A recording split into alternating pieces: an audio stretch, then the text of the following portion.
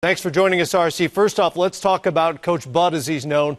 Danny Ferry knew Mike Budenholzer from his days in San Antonio. What will make him an effective head coach in Atlanta?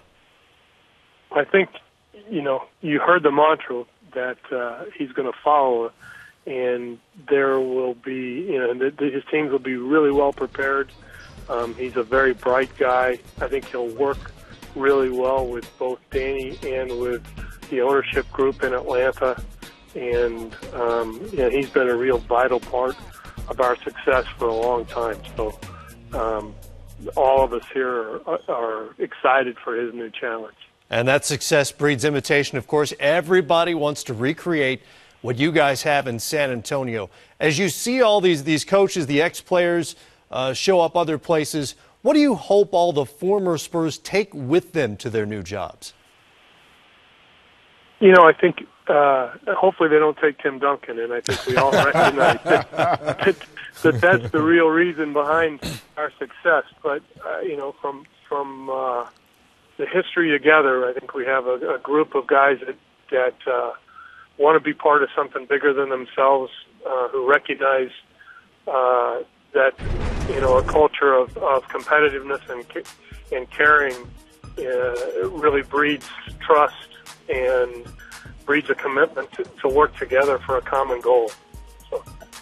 Well, RC, first, congrats on you guys getting back to some familiar territory, the NBA Finals, but also on the horizon, and I know a big part of your job is evaluating who's going to be a part of the future for the San Antonio Spurs, and really nobody's gotten more later in the draft than you have in your group over this 16, 17-year run. What is it that you look for specifically? I know the system, so you want certain personnel, but from a character standpoint as well, talk about some of the attributes that are important for you all and why you've been so good so late in the draft. Well, I think two things have made our draft successful. First, I think we've had players that have come in and really put in the work to improve. And then our development group has been incredibly diligent in finding what things from their games convert to our system, and then really focusing on the development there. And Chip England and Chad Forcier both have done a terrific job. And then I think the last thing is that Pop's not afraid to play the young guys. And so many players need an opportunity to play, to grow and develop. And Pop recognizes that the season is long, and let's do what we can to develop guys that then have the opportunity to perform hopefully well when their opportunities come about. Well, RC, with that being said, so many coaches wish they had a good relationship with their general manager and player personnel. How have you and Greg Popovich been able to have that good relationship and being able to change from a Tim Duncan team where now it's kind of a Tony Parker team? Well, I think having a coach that